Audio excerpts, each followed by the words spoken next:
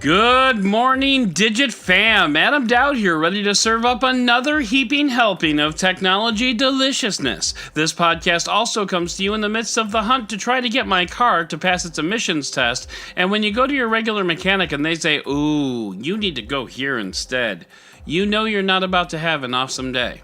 But for now, it is August 15th, 2019, and this is your Digit Daily. Before we get started, Tristan, New York is a highly overrated city and everyone just needs to stop. Okay, now that I've gotten that out of my system, let's talk about smart speakers. Over the past few weeks, we've talked about how contractors are listening in on your conversations, and today we're going to talk about why. Smart speakers are a thing, and they're becoming even more of a thing. We talked in the past about how smartphone adoption is plateauing or in some cases shrinking. Not so much with smart speakers, but I've also said on this podcast that it's super easy to grow when you're still fairly small. And that's where smart speakers find themselves. Amazon is still the market share leader to the surprise of absolutely nobody, but while shipments increased by 47% year over year, the relative slice of that market it owns is shrinking. The reason? Chinese brands are starting to cut in on China's domestic market. Apple and Google are facing a similar problem: more shipments, less market share. David Watkins, Director of Strategy Analytics, says that global installed base of smart speakers, quote, will exceed 260 million units by the end of the year. That's a lot of Alexas and drug deal listening. Yo, Alexa, how many grams are in an ounce? So, here's the fun part. Smart speaker loyalty rests at 97%. Once you go Google, you don't go back. And it makes sense too. You spend a lot of time learning how to say various commands to them, setting up routines. Heck, in my house, I have an Echo Dot in my basement and a Google Home on the main floor. And even though I could tell Google to turn off all the lights, for some reason, I still tell the Echo to turn off the downstairs lights and Google all the rest. Don't ask me to explain it. I know it's kind of messed up.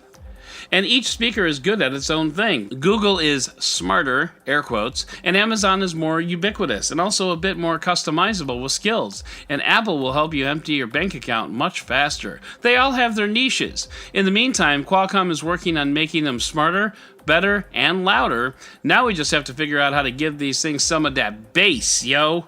So now that Meghan Trainor is going through your head, let's head into the roundup!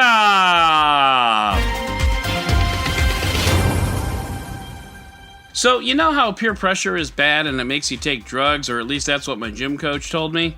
Anyway, peer pressure is also really bad when you're trying to develop new technology, like folding screens, for example. We've received word that the Huawei Mate X will be delayed now until November, which means the Galaxy Fold will beat it to the market again, unless it gets recalled again.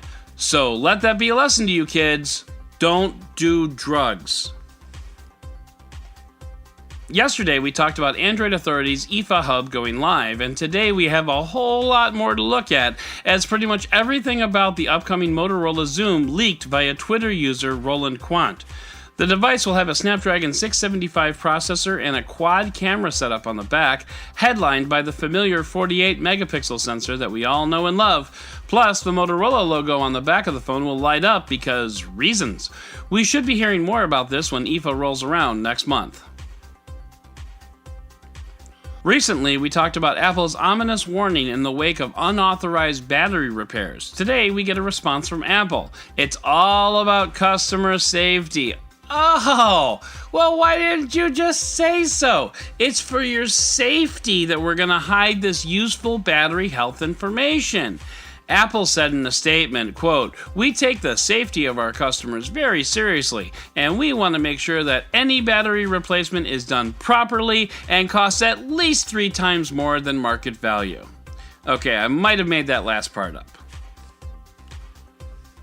Sega fans are going to get a taste of the nostalgia cake this September when Sega launches the Sega Genesis Mini along with 42 games that fit in that console.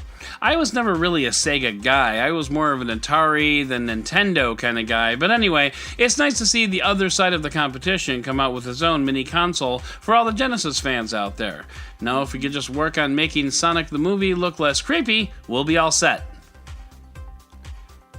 Google announced that the status lights on Nest cameras will no longer be able to be disabled. Previously, camera owners were able to turn off status lights to hide its presence, say from home invaders and the like. Now, the light will only be dimmable. Users will not be able to turn it off. Owners of Nest cams are pretty upset about this, but folks, seriously, listen. Duct tape, $3 at Walmart, you'll be fine. The world's first solar road turned out to be not so much of an ecological boom as we'd hoped. It turns out driving on solar panels is a bad idea. Opening in 2016, the road had deteriorated so much by May that it had to be demolished. However, the news is not all bad. A solar bike path in, of course, the Netherlands is doing much better, generating as much as 73 kilowatts per hour per square meter per year, which, I'll be honest, means really nothing to me, but you know, smile and nod. And finally, times are tough for Uber these days. In addition to the hiring freeze we talked about a couple weeks back, now Uber has a balloon freeze. It seems Uber had a tradition of buying balloons for employees on their Uberversaries or work anniversaries. Well, the company is transitioning over to stickers in a move that will save the company $200,000 per year from the San Francisco office alone. Wait a minute. $200,000 in balloons? Okay. What's more, there's an internal hashtag being used in an effort for employees to help find cost-cutting measures for the company. Still wondering where there's a hiring freeze going on? And I would just like to remind everybody, this is a publicly traded company. So that's going to do it for today's Digit Daily. If you'd like to learn more about any of these stories, check out the links in the show notes and subscribe to our daily newsletter on Digit.com. And if you like what you heard, subscribe, leave a review, and don't forget to tell your friends about DigitDailyPod.com. Once again, I'm Adam Dowd, Dead Technology on Twitter, and we'll talk again tomorrow.